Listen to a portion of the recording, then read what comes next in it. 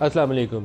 Justice अतन निल्ला साहब ने इमरान खान की लाइव कवरेज के हवाले से एक फ़ैसले के अंदर इजाफ़ी नोट आज जारी किया और इजाफ़ी नोट के अंदर बहुत पावरफुल किस्म की कमेंट्स और ऑब्जर्वेशंस उन्होंने तहरीर की हैं। बहुत अच्छा फ़ैसला है और मैं चाहूँगा कि इनके हम तो पढ़ेंगे और प्रोग्राम भी करेंगे, लेकिन इनके साथी जजेस भी इसको पढ़ें। सच्चाई जब भी कोई लिखे, क्योंकि हर एक को मौका नहीं मिलता और हर एक हिम्मत भी नहीं करता, और अगर कोई हिम्मत कर ले तो उसके उस सच को बाकियों को एटलीस्ट पढ़ के तो कुछ सबक भी हासिल करना चाहिए और सीखने की कोशिश करनी चाहिए। उन्होंने सबसे पहले बाकी चीज़ों तहरीर तो जो की एक जो स्टेटमेंट है इमरान खान की, नवाज़ शरीफ की, वो यहाँ रिप्रोड्यूस की है। और स्टेटमेंट क्या कहती है? स्टेटमेंट कहती है कि इमरान खान जो फॉर्मर प्राइम मिनिस्टर हैं, उन्होंने जनरल बाजवा को कहा कि जनरल बाजवा सुपर किंग थे and he was above everyone else. He was controlling NAB, national accountability bureau, और उनकी मर्ज़ी के बगैर नैब में पत्ता भी नहीं था हिल सकता। ये इमरान खान को उन्होंने कोट किया और उन्होंने लिखा है साथ कि उन्होंने उसको बोला कि वो सुपर किंग थे। फिर उन्होंने नवाज़ शरीफ को कोट किया और नवाज़ शरीफ को कोट करते हुए वो कहते हैं कि समवन एल्स, कोई और वाज रनिंग द पार्लियामेंट। अब प्राइम मिनिस्टर नवाज़ शरीफ हो और कोई और पार्लियामेंट रन कर रहा हो तो ये थोड़ी सी मजाकखेज़ बात लगती है, लेकिन अगर फॉर्मर प्राइम मिनिस्टर कह रहा है तो फिर कोर्ट्स को इन चीज़ों को नज़रअंदाज नहीं करना चाहिए। बेसिकली पूरा कॉन्टेक्स्ट जो है जस्टिस अतम निल्ला के इस नोट का सारा इसी के इर्द गिर्द घूमता है। बहुत सारी बातें जो उसके अंदर उन्होंने कही कि बुनियादी हकूक़ के तहफ़्फ़ुज़ के लिए कार्रवाई बराह रास्त नशर करना ज़रूरी है, क्योंकि 184(3) के नीचे पहले तो जस्टिस अतम निल्ला ने इस्लामाबाद हाई कोर्ट में ये रिवाज डाला और उसके बाद काजी फ़ायज़ी साहब ने बड़ी हिम्मत की। मैं कहता हूँ शाबाश देनी चाहिए, उनको दाद देनी चाहिए कि मुश्किल फ़ैसले हों और वो लाइव कवरेज दिखा रहे हो, तो लेकिन फिर उसके ऊपर डरे नहीं, झिझके नहीं, दिखाते जाएँ, फिर अल्लाह ताला बेहतरी करेगा। बहुत सारा ज़्यादा ऑब्जर्वेशन भी नहीं पास करनी चाहिए, नाप तोल के ऑब्जर्वेशन देनी चाहिए, लेकिन लाइव कवरेज में अगर इंसाफ करना हो तो फिर खौफ नहीं होना चाहिए। सच सच होता है, वो हर एक दफ़ा सच्चाई वही रहती है, बदलनी नहीं पड़ती। जुल्फ़िकार अली भुट्टो, बेनज़ीर और नवाज़ शरीफ आम कैदी नहीं थे। साबिक़ वज़ीर-ए-आज़म के ख़िलाफ़ नैब इख्तियारात का गलत इस्तेमाल किया जाता रहा। साबिक़ वज़ीर-ए-आज़म को अवामी नुमाइंदा होने पर तज़लील का निशाना बनाया गया। इमरान खान भी आम कैदी नहीं है, कई मिलियन पैरोकार हैं। अवाम के मुंतखब नुमाइंदों की जानिब इस अदालत की तारीख़ शफ़ाफ़ नहीं है। दहाइयों बाद नाकाबिल इत्तलाफ़ी नुकसान से बेहतर है अवामी नुमाइंदों के हक़ में फ़ैसला दिया जाए। इमरान खान ने साबिक़ आर्मी चीफ कमर जावेद बाजवा को एक इंटरव्यू में सुपर किंग करार दिया। इमरान खान ने जनरल बाजवा को कहा कि वो नैब को कंट्रोल कर रहे हैं। नवाज़ शरीफ ने कहा कि पार्लियामेंट को कोई और चला रहा है। कमर जावेद बाजवा ने इन बयानात की तस्दीक भी की और ये कहा कि सियासत में मुदाखलत को तस्लीम किया और कहा कि आइंदा के लिए फ़ौज का जो रोल है वो ख़त्म किया जा रहा है। नैब को सियासी इंजीनियरिंग, मुखालफिन को हरासा करने और नीचा दिखाने के लिए इस्तेमाल किया जाता रहा। तमाम साबिक़ वज़ीर-ए-आज़म नैब का निशाना बने। इस्टेब्लिशमेंट और अदलिया के गठजोड़ की वजह से अवामी नुमाइंदों से बदसलूकी की जाती रही। नैब की वजह से मुल्क को नाकाबिल तलाफ़ी नुकसान पहुँचा। नैब की वजह से ही शायद खाकान अब्बासी, नवाज़ शरीफ, यूसुफ रज़ा गिलानी की तज़लील भी की गई। जो अल्फाज उन्होंने तहरीर किए हैं इन वज़ीर-ए-आज़म का नैब के हाथों जो सलूक हुआ, उन्होंने लिखा कि ह्यूमिलिएट, वॉयलेट द डिग्निटी। ये बुनियादी तौर पर दो अल्फाज का चुनाव जो उन्होंने किया कि डिग्निटी की भी वायलेशन की गई और उनको ह्यूमिलिएट किया गया।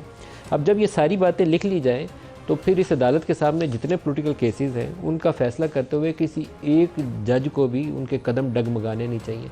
जब ये बात रजिस्टर कर रही है सुप्रीम कोर्ट ऑफ पाकिस्तान, उन्होंने यूज़रपर भी लिखा, भुट्टो की फांसी का तज़किरा करते हुए लिखा कि उस वक्त एक यूज़रपर था, गासिब था हुक्मरान।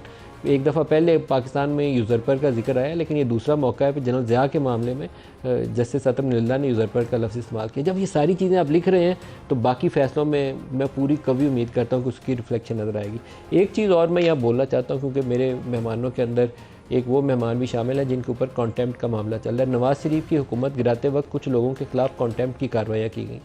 तलाल के ख़िलाफ़ हुई, निहाल हाशमी के ख़िलाफ़ हुई, दानियाल के ख़िलाफ़ हुई। पोलिटिकल वर्कर्स के मामले में कोर्ट को बड़ेपन का मुजाहरा करना चाहिए, मैग्नेनिमिटी। उनको सज़ाएँ देकर, ज़बान के ऊपर टेप लगाकर, ताला मारकर जेल में हवालात में बंद नहीं करना चाहिए। पूरा कैरियर उनका 1 मिनट की सज़ा दे दे अदालत तो पूरा उनका कैरियर ख़त्म हो जाता है। तो उनको आप डांट डपट लें, उनको बोलें कि आपके अल्फाज का चुनाव नहीं था, आपको शर्मसार होना चाहिए, ये तक कहना ठीक है, अदालत का एहतराम भी करना चाहिए। लेकिन आप कहें कि आपको जेल में डाल दें या 5 साल की नाहली की सज़ा हो जाए, वहाँ से मेरी तो इल्तिजा भी होगी और दरख्वास्त भी होगी कि अदालत को ग्रेज़ करना चाहिए। जो अपने शुरा है मेहमान, आज उनकी तरफ आपकी तरफ आता हूँ। आज प्रोग्राम में हमारे फैसल वाडा साहब, तारिक फजल चौधरी साहब और आमिर डोगर साहब, सबको प्रोग्राम में खुश आमदीद कहता हूँ।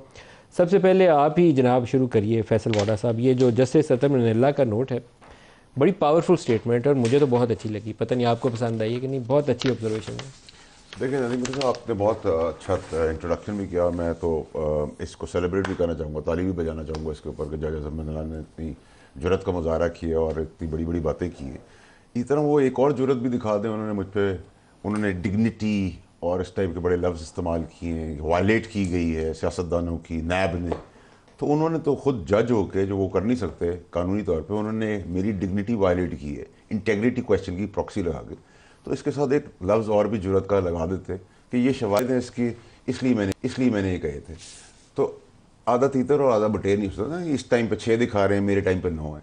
सो मैं तो इसको इसी तरह लूँगा कि let's not play towards the gallery, as simple as that. अगर अतर मिल्ला साहब इतने ज़बरदस्त जज हैं जो आज कह रहे हैं कि डिग्निटी क्वेश्चन की गई है सियासतदानों की, और उन्होंने बड़े बड़े प्राइम मिनिस्टर्स के नाम लिए हैं, तो वो तो जज हो गए जिनकी इजाज़त नहीं है, जिन कानूनी तौर पर कर नहीं सकते। उन्होंने मुझे प्रॉक्सी करके मेरी डिग्निटी, मेरी इंटेग्रिटी क्वेश्चन की, जिसकी इंडिया ने हेडलाइंस लगाई हैं। तो फिर जुरत, और इतना ही जितनी जुरत आपने उनकी अप्रिशिएट की, इतनी जुरत दिखा के वो मेरा भी कागज़ दिखा देंगे मैं प्रॉक्सी का हूँ, और अगर नहीं हूँ तो एटलीस्ट शर्मिंदगी बता दें। ठीक है, तो ये पॉसिबल नहीं है कि आप अगर इस शो के अंदर किसी आज चीज़ को आपकी पेशी थी? मेरी पेशी थी जी जी जी। तो फिर आपने क्या कहा अदालत? देखिए जी, आज जो सुप्रीम कोर्ट में मेरी पेशी थी और मुस्तफ़ा कमाल साहब की पेशी थी, तो उसमें बेसिकली तो जो कंडक्ट था, एक तो अल्लाह की मेहरबानी है कि मैं ये ज़रूर सेटिस्फाइड हूँ कि मैं एक, नॉट बिकॉज कि मैं पेयर हुआ हूँ, बट उनके चार्ज संभालने से पहले भी मेरा ओपिनियन यही था कि वो ईमानदार आदमी हैं, चीफ जस्टिस साहब, और उनका बेंच भी ईमानदार है, ऑनरेबल है, रिस्पेक्टेड है मेरे लिए, और मैं ऑनरेबल वहीं लगाता हूँ जहाँ मुझे लगता है कि मैं किसी को ऑनरेबल समझता हूँ। तो वो बेंच भी ऑनरेबल था, वो रिस्पेक्टेड भी थे, और बहुत सारे जजेस ऐसे होंगे जो ऑनरेबल भी हैं और रिस्पेक्टेड भी हैं।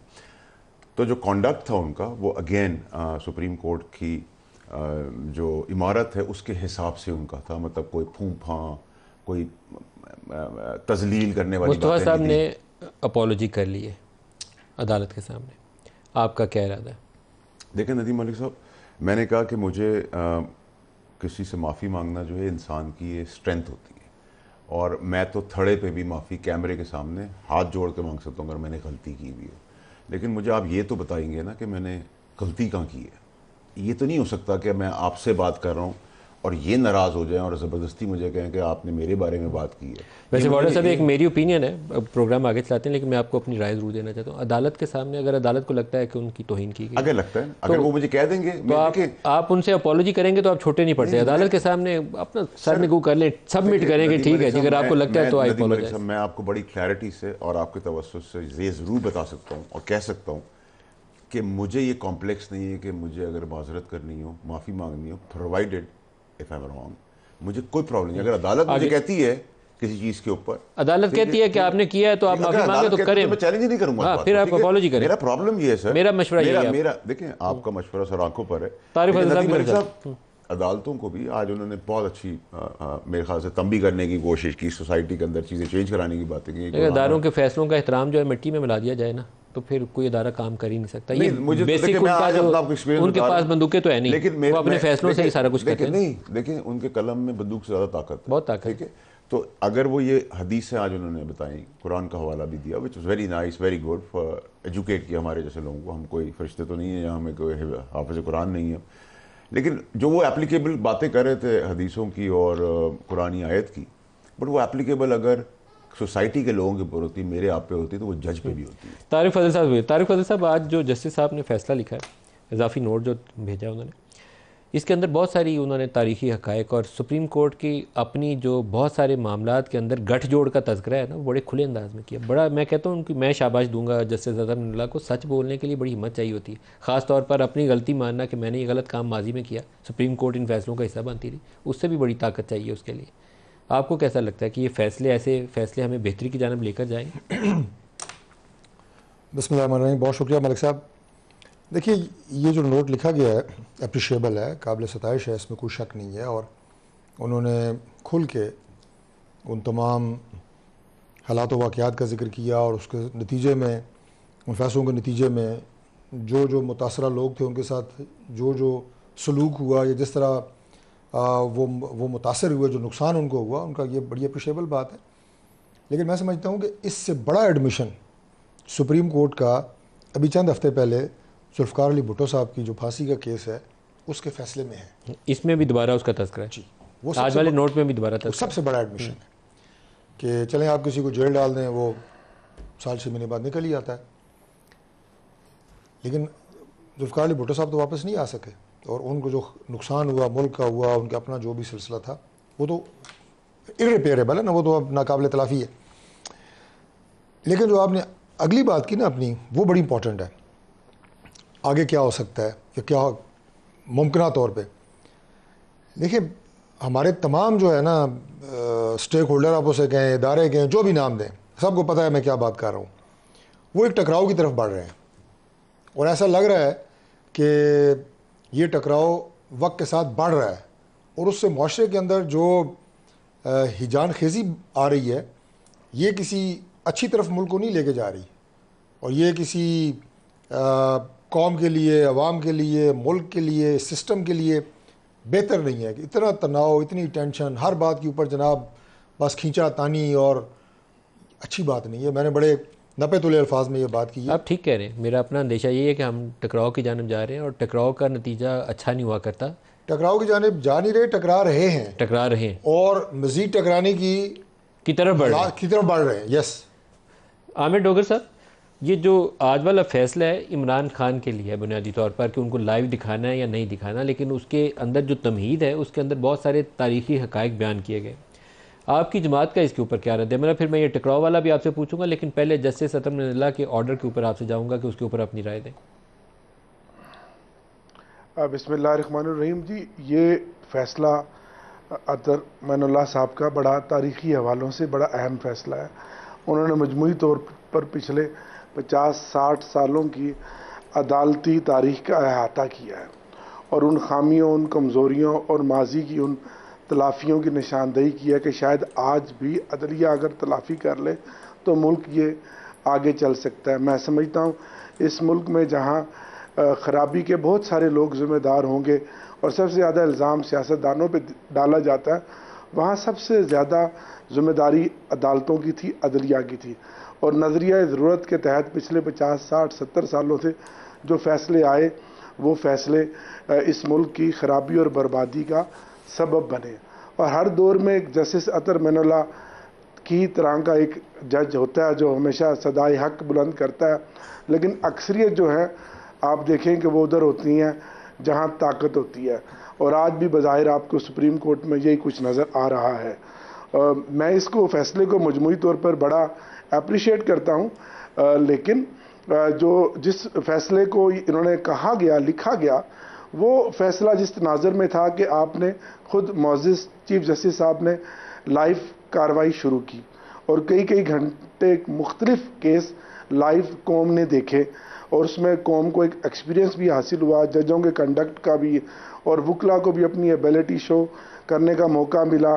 कल ही अभी हमारी जो स्पेशल सीटों का केस है वो कई घंटे चला, और लेकिन एक केस जिसमें आप कहते हैं जी कोई सियासी मकासद के लिए इस्तेमाल ना हो, तो क्या बिलावल भुट्टो साहब जब रोस्ट्रम पे आते थे और उन्होंने कई मरतबा इस पर सियासी बात की, तो सियासी बात तो होती है जब सियासी शख्सियात या नैब की तरमीम पर बात करेंगे, तो फिर सियासी वो शख्सियात जो उसकी बेनिफिशरी थी उस पर भी बात होगी, और जो तरमीम है उस पर भी बात होगी। नैब वाला मामला सामने है फैसल साहब, और नैब को जिस मामले साहब एक नुक्ता अगर नोट सारा पढ़ देते ना जज अतर मैनुल्लाह के तारीखी फैसले का, तो हमें भी पता चलता है और उन्होंने और कितनी हिस्टोरिकल बातें लिखी। आपको जाते हुए पूरा प्रिंट आउट दे दूंगा, तसल्ली से पढ़िएगा। आप पढ़ देते ना सर, 15 सफ़े पढ़िएगा और सबक हासिल करिएगा। 4-6-8 बता देते ना।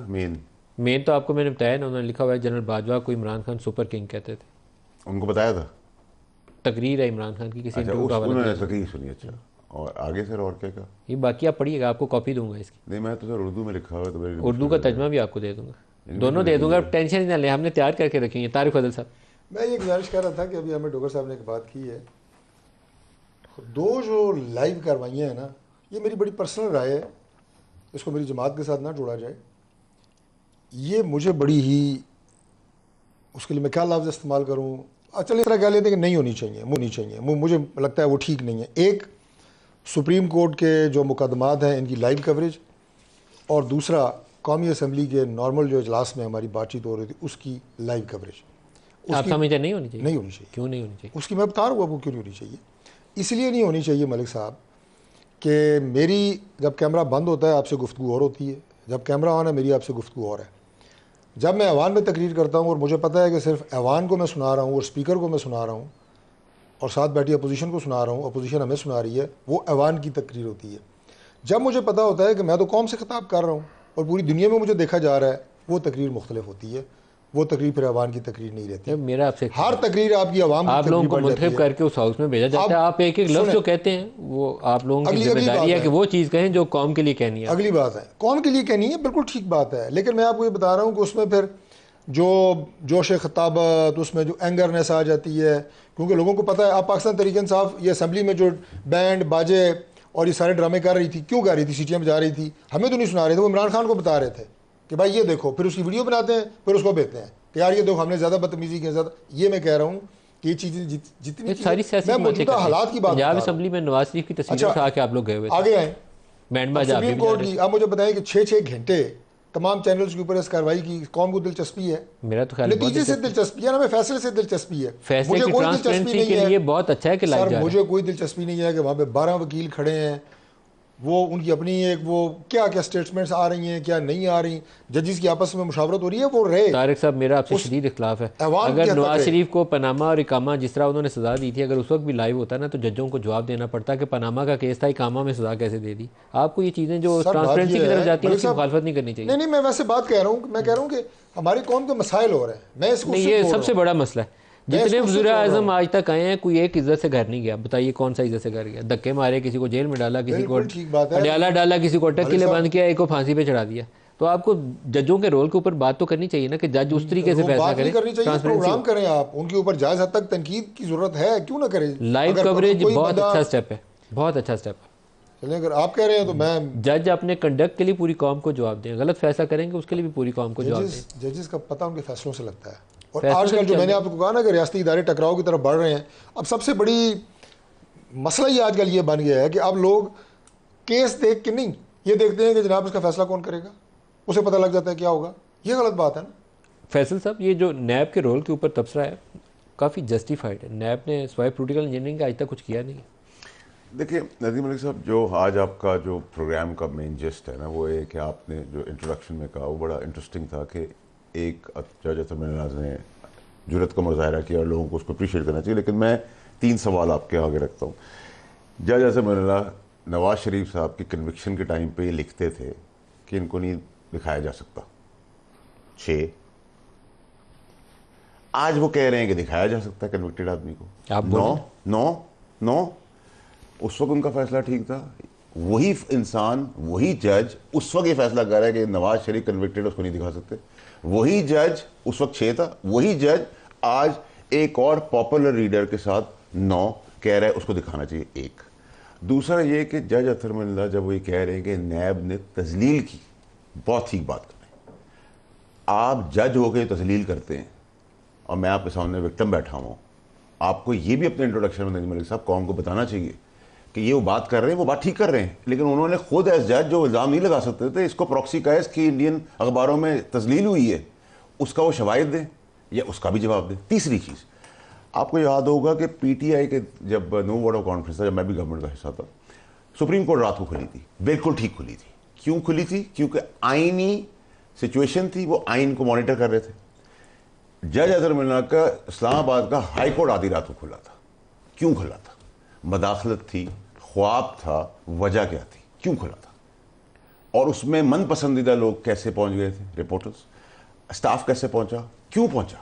ये शोर मचा था कि अदालत खुल गई है, उसके बाद हुआ कुछ नहीं था। नहीं, 2 घंटे बैठे थे, नो एक्टिविटी, नो एक्टिविटी, कोई अदालती कार्रवाई नहीं हुई। पूछ रहा हूं ना कि क्या हुआ था वो भी। नहीं, मैं आप कैसे इतना सच बोल रहे हैं और वो माजी का सच भी बोल रहे हैं। और दूसरी चीज़ ये कि मेरा आपसे सवाल है कि अगर आपने कहा कि उन्होंने कहा मैं भी माजी का हिस्सा था, if I am not wrong, ऐसे कुछ कहा आपने? मालूम नहीं माजी का हिस्सा, उन्होंने बोला कि उन्होंने सुप्रीम कोर्ट के माजी के किरदार के ऊपर रोशनी, किरदार के ऊपर। तो अगर उस किरदार के अंदर अगर इनके साथ मिलकर मैंने कत्ल किया, मिसाल दे रहा हूँ, गुनाह किया कोई, और उसके 20 साल के बाद मैं वहीं हूँ और मैं कहता हूँ मैंने इनके साथ कत्ल किया, तो फिर मैं भी शामिल जुर्म था, तो जो 20 साल पहले जो उम्र है उसका वो भुट्टो वाले केस का हवाला इसीलिए आता है ना। आमिर डोगर साहब दोबारा आपकी तरफ आ रहा हूँ। नैब का रोल माजी में बहुत कंट्रोवर्शियल है, कोई शक नहीं। पहले दिन से जब ये नैब बनाई गई थी तो सबसे पहले पीपल्स पार्टी के ऊपर इसकी तलवार चढ़ी। वो नैब ज़्यादा बनाए गए थे, पीपल्स पार्टी पार्लियामेंटेरियन बनाई गई, फिर वो पैट्रियट्स के बनाए गए लोग, क्योंकि काफली की हुकूमत के लिए तादाद पूरी नहीं थी होती। फिर आपके दौर में नून लीग को जितना रगड़ा लगाया इसी नैब से लगाया गया। अब आप कहें कि वो सारा कुछ तो जनरल बाजवा करता था, हम नहीं करते थे, तो जिम्मेदारी आप लोगों को महसूस तो करनी चाहिए। जी यकीनन हम पे बंदूक रख कर चलाई गई तो हमें जिम्मेदारी महसूस करनी चाहिए। लेकिन ये जो नैब तरमीम की आप बात कर रहे हैं, ये पिछले साल नदीम साहब 23 मार्च 2023 अप्रैल और मार्च में ये तरमीम हुई थी। अभी ये नैब तरमीम का केस सुप्रीम कोर्ट में ज़ेर समात ही है, जिसका आज आप जिक्र कर रहे हैं, लाइव दिखाना चाहिए या नहीं। तो एक ऑर्डिनेंस आया पिछले 8-10 दिन पहले। हम जब ऑर्डिनेंस लेकर आते थे तो कहते थे जी ये तो ऑर्डिनेंस फैक्ट्री बना दी गई है। उसमें जब इनकी लीडरशिप और जो जेल में जाती थी और फिर अपोजिशन में खड़े होकर लंबे लंबे आंसू बहाते थे कि जी ये जो 14 दिन का रिमांड है तो 302 के मुलजमान का है और ये 90 दिन का रिमांड है, इसको कम होना चाहिए। और फिर वो रिमांड 14 दिन का कर दिया और वो 500 मिलियन से कम के जो केसेस हैं वो नैब में नहीं पीछे नीचे जाने चाहिए। अभी आपने देखा यकायक फिर वो 40 दिन कर दिया गया। और सितम ज़रीफ़ी के वही आज़म नज़ीर तारड़ साहब उस वक्त भी लॉ मिनिस्टर थे, आज भी लॉ मिनिस्टर हैं। अब मैं तो उनसे असेंबली में पूछूंगा कि आप डिफेंड उस 14 दिन को कर रहे हैं या 40 दिन को कर रहे हैं, और किसके लिए किया गया ये सब कुछ? एक शख्स के लिए, क्योंकि साइफर में जब वो बरी हुआ बाइज़्ज़त तौर पर, तोशा खाना में बाइज़्ज़त तौर पर बरी हुआ, तो बाकी मुकदमात तोशा खाना के नैब में बना ली जा रहे हैं। कादर यूनिवर्सिटी है और मुकदमात हैं, उसमें 40-40 दिन की उनको रिमांड लेके और गैर ज़रूरी तौर पर उसको लंबा किया जाएगा और जेलों में उनको रखा जाएगा। और ये सिर्फ एक शख्स इमरान खान और शाह महमूद कुरैशी के लिए, बिलखुसूस इमरान खान के लिए ये नैब तरामीम में ऑर्डिनेंस के ज़रिए की जाइए। कितनी शर्मनाक बात है। अभी सुप्रीम कोर्ट ने हतमी तौर पर तय करना है कि वो तरामीम जस्टिफाई थी या नहीं।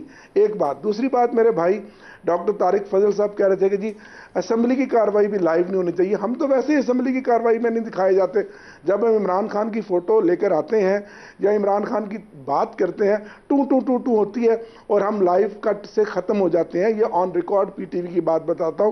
और असेंबली में बैठे हुए जो कैमरा मैन है बेचारे, वो ट्विस्ट कर रहे होते हैं, कभी कैमरे को इधर चले जाते हैं, कभी इधर ले जाते हैं, कभी इधर ले जाते हैं। तो हम पे तो वैसे ही पाबंदी है। अब जो इमरान खान की एक तस्वीर नज़र आनी थी लोगों को, कौम को, और शायद वो बोल पड़ता और लोग उसकी आवाज़ सुन लेते, वो भी आपने सुप्रीम कोर्ट का सुन लिया और उन्होंने कहा जी लाइव कवरेज भी नहीं होनी चाहिए। तो हम तो दीवार के साथ वैसे ही लगे हुए हैं। अगर ये PTV पे कार्रवाई भी बंद करना चाहते हैं तो कर दें, क्योंकि लाइव की वैसे ही बंद है। और सिर्फ जो एक ब्रेक ले लें, ब्रेक से वापसी इसके ऊपर और बात करते हैं। हमारे साथ रहिएगा।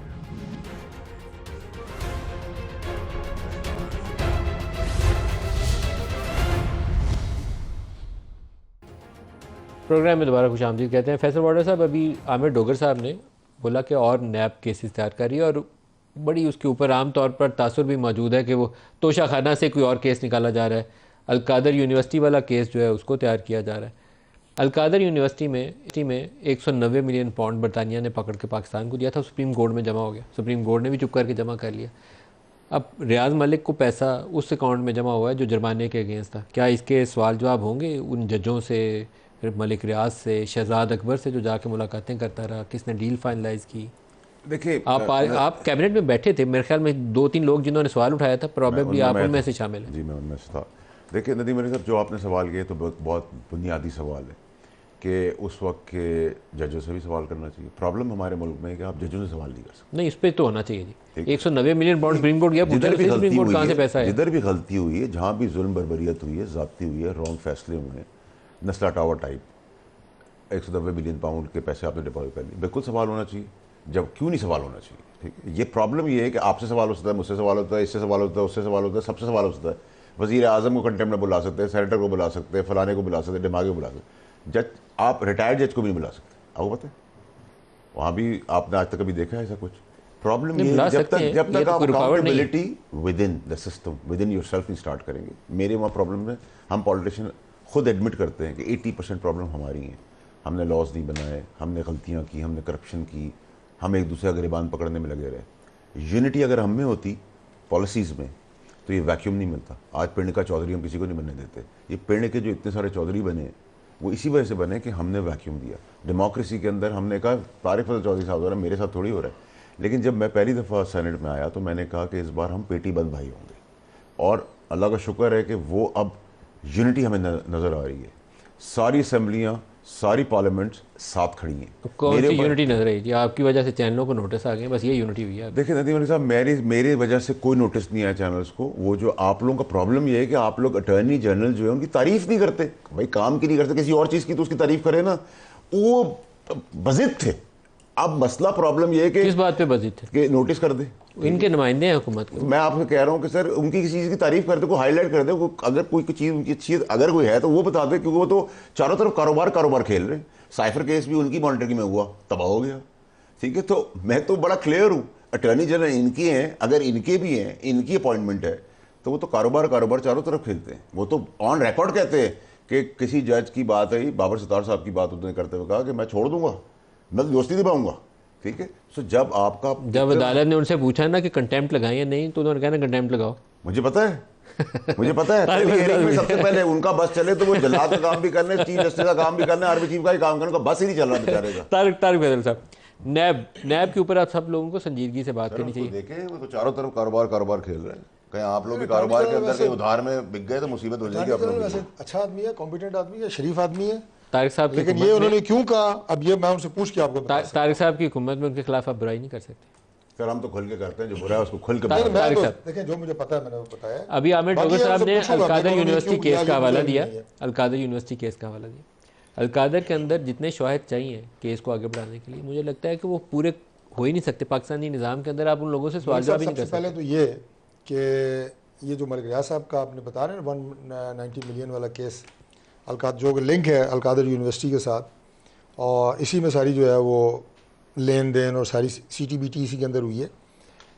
बात यह है कि ये केस आम आवाम को समझ नहीं आती कि ये पैसा बरतानिया ने क्यों पकड़ा था, और ये पैसा उसके बाद उसने गवर्नमेंट ऑफ पाकिस्तान को दिया, कौमी खजाने में जाना था, जो कि इमरान खान साहब ने मलिक रियाज को दे दिया, उन्होंने जमा करा दिया सुप्रीम कोर्ट में, जो उन्हें जुर्माना हुआ था और सुप्रीम कोर्ट ने लेके रख लिया।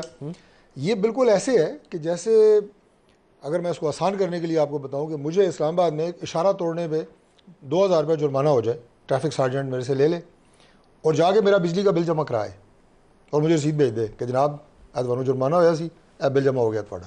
यार ये क्या है भाई? जुर्माना तो आपके साथ तो ये जुर्माना तो कौमी खजाने में जाना चाहिए ना। जो मुझ पर जुर्माना हो रहा है वो उससे मेरा बिजली का बिल तो नहीं अदा हो सकता। मलिक साहब ने ये किया।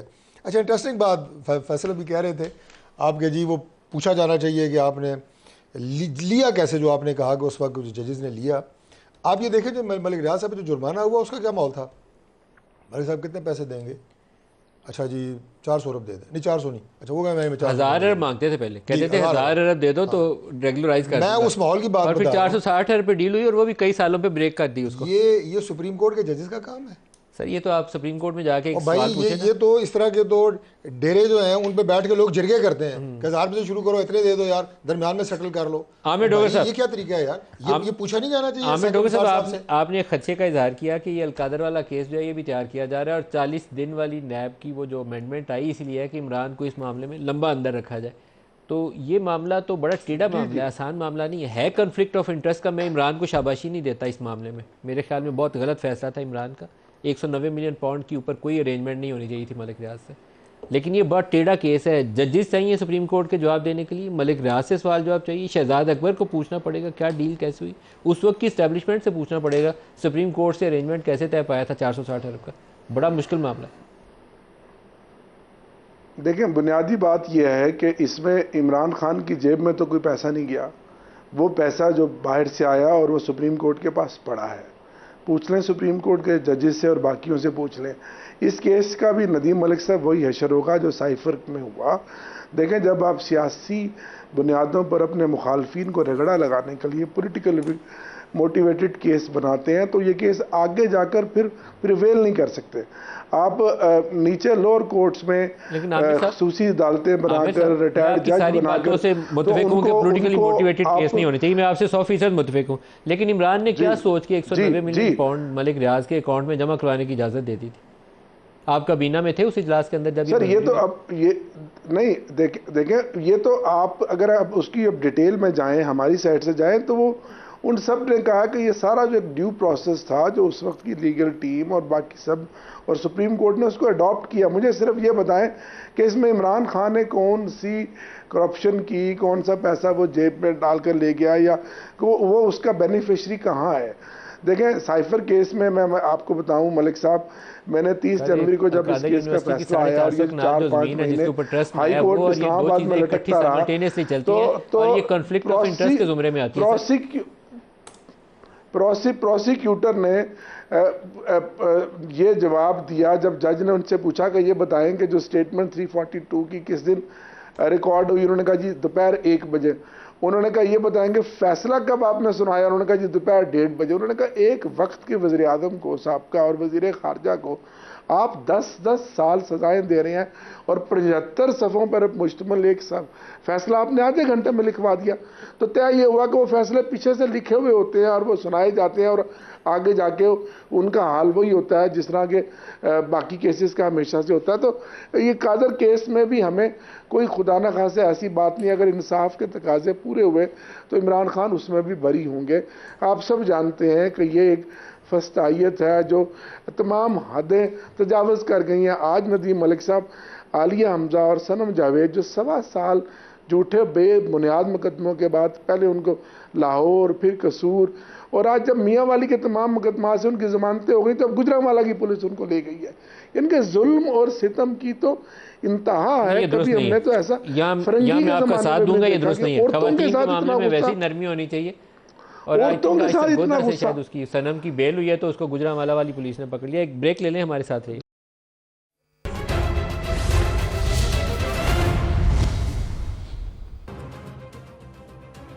Welcome back. फैसल साहब, अभी तारिक साहब ने टकराव का जिक्र किया। उनका टकराव हो रहा है, होना नहीं है, टकराव हो रहा है। तो टकराव जब हो रहा हो तो कोई एक चीज़ टूट जाती है, ये तो नहीं होता ना टकराव होता रहे और काम भी आगे चलता रहे, ये हो नहीं सकता। अब क्या होगा फिर? देखिए मेरा अपना ख्याल है कि ये पाकिस्तान के लिए और पाकिस्तानियों के लिए बड़ी नुकसानदेह चीज़ होगी। इदारों को टकराव नहीं होना चाहिए, उसमें सैनिटी प्रवेल करनी चाहिए। और दूसरी चीज़ बाय एंड लार्ज मलिक साहब, सबसे इंपॉर्टेंट चीज़ है जब आप खोटा सिक्का हों, आप डूबे हुए हों करप्शन के अंदर, बेईमानी के अंदर, चोर बाजारी के अंदर, मक्कार यार हों और फिर आप कभी असूली बन जाएं तो आपके नीचे ज़मीन ऐसे खींचती आती है कि आप 200 फुट नीचे चले जाते हैं, कब्र से भी नीचे चले जाते हैं। तो ये अगर इंसान को समझ आ जाए पाकिस्तान के अंदर तो बहुत सारी चीज़ें ठीक हो जाती हैं। तारिक साहब, टकराव का अंजाम क्या होगा? किसी भी टकराव का अंजाम मलिक साहब अच्छा नहीं होता। और जो टकराव की कैफियत पाकिस्तान में इस वक्त चल रही है, अल्लाह करे कि हम अकल का नाखून लें, होश के नाखून लें और इस टकराव से बचें। देखें टकराव अब जो पार्लियामान के अंदर आपको कैफियत नज़र आ रही है वो भी टकराव नहीं है। मेरे भाई अभी डोगर साहब कह रहे थे कि हमें दिखाते नहीं है। क्या दिखाएं? सीटियाँ बजाते हुए दिखाएं, आपको बैंड बाजे तक जाते हुए दिखाएं, ये वहाँ पे हो रहा है।